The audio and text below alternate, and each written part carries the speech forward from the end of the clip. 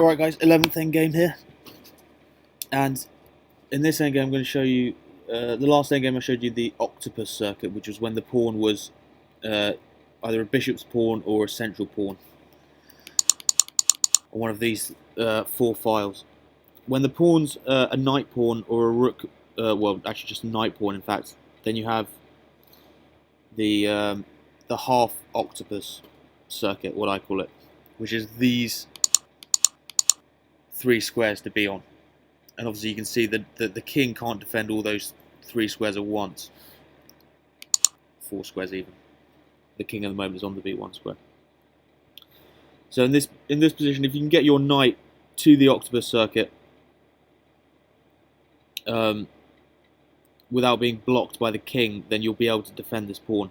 Here, obviously, in this position with white to move, this is just a simple fork, and you've won the pawn, and the game's a draw. With black to move, on the other hand, you can see from the table base, black's winning this position now. The problem is,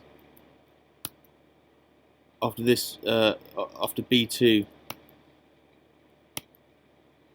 the knight gets the octopus position, but he can't retain it.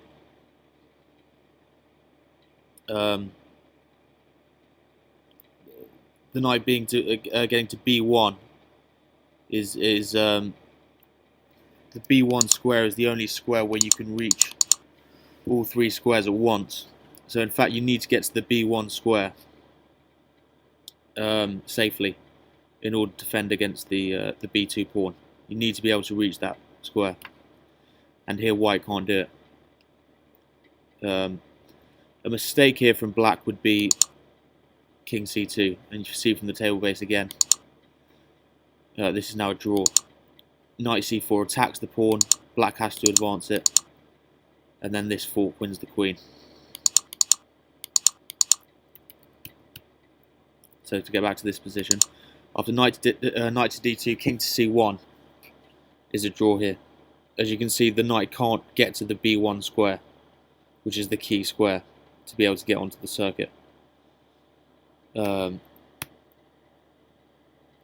Knight to b3 and king to d1.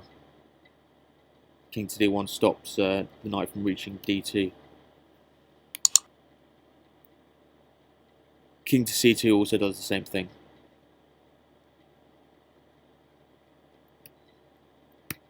But king to d2 stops knight from going to d2 and then to b1.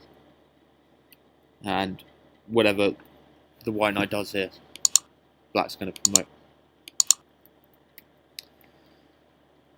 If king to c2, just to illustrate the point, white can play knight to d4, but then king to d3.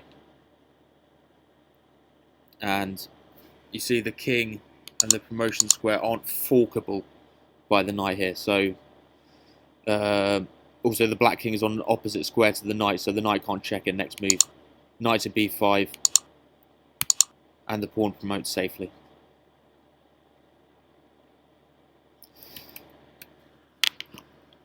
So remember, when you're getting to this, the half octopus circuit or the full one, the key square is always the promotion square. Getting to that square safely is key, as that's the only square that gives you multiple options to go to other squares. As you can see in this position, the knight on d1, on d2 only has the b1 square that it can go to stay on the circuit.